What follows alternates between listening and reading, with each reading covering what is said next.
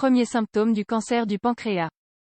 Parmi les principaux symptômes du cancer du pancréas, il est possible de souligner une fatigue constante, une perte de poids soudaine et inexpliquée, un ictère, une douleur dans la région du pancréas, entre autres.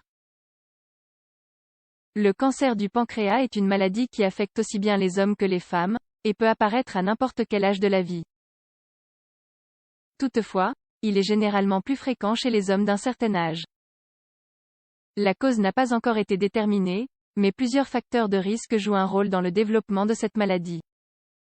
Notamment, l'âge, le tabagisme, l'obésité, le diabète et la pancréatite, entre autres. Quelques données sur le pancréas.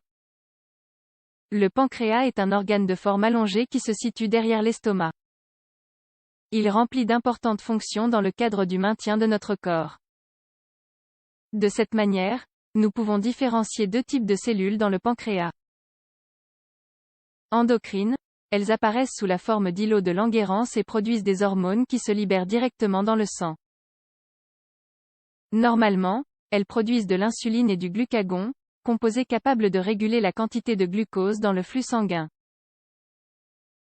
Exocrines, ces cellules synthétisent des enzymes qui voyagent vers le duodénum à travers de minuscules conduits.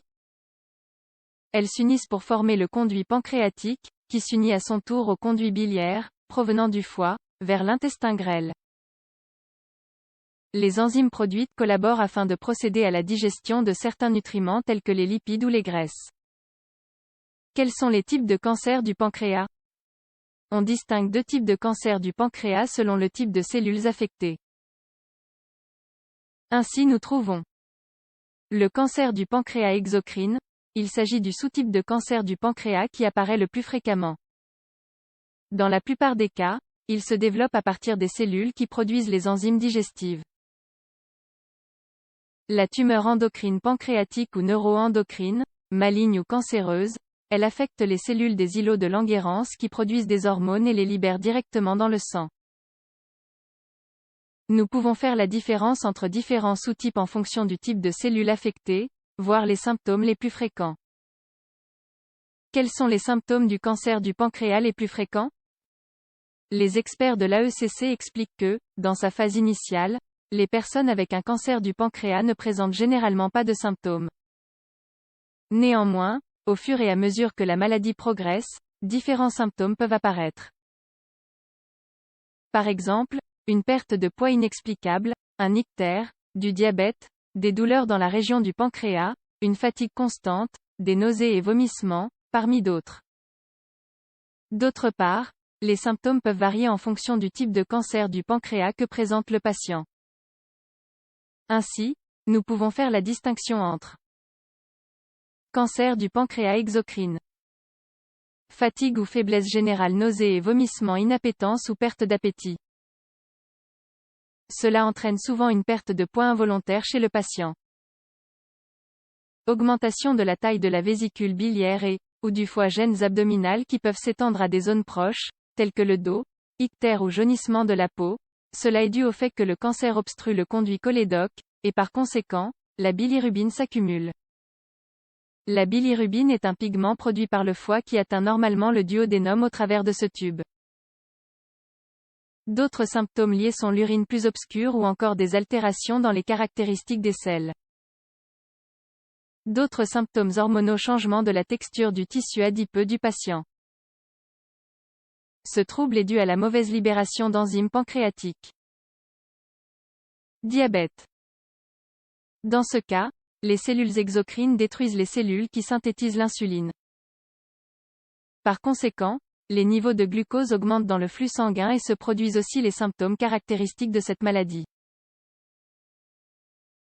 Altération légère des niveaux de glucose dans le sang. Tumeur endocrine pancréatique ou neuroendocrine, maligne ou cancéreuse, elle dépend du type de cellule qui a développé le cancer. Ainsi, nous pouvons trouver gastrinome. La maladie se produit au niveau des cellules qui produisent la gastrine et provoque l'augmentation de sa production. Généralement, cette substance provoque une synthétisation plus acide dans l'estomac.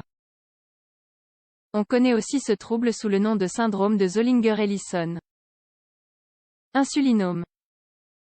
Cette tumeur affecte les cellules qui produisent l'insuline, dont le niveau augmente donc de manière incontrôlée. Les symptômes produits s'associent à l'hypoglycémie ou à de faibles niveaux de glucose dans le sang. Glucagonome. Dans ce cas, le cancer se trouve dans les cellules qui produisent le glucagon. Ainsi, les signaux s'associent à l'hyperglycémie ou à des niveaux élevés de glucose dans le sang. Somatostatine. Normalement, la somatostatine aide à réguler d'autres hormones. Lorsque cette pathologie apparaît, il est possible que les niveaux de ces substances soient altérés au niveau général. Cancer touchant le polypeptide pancréatique, PP. La production de cette substance augmente démesurément. Normalement, elle permet de réguler les fonctions du pancréas. Cancer touchant le peptide intestinal vasoactif, VIP. Il altère les cellules productrices de cette substance. Le symptôme le plus parlant est la diarrhée qui se maintient dans le temps. Le travail du médecin. Une fois qu'une personne est diagnostiquée avec un cancer du pancréas, le médecin indiquera les différentes options de traitement adéquates. Selon le cas, il présentera au patient quelques alternatives spécifiques ou autres. Il faut souligner que, dans certains cas, on recourt à plus d'un type de traitement pour soigner la personne.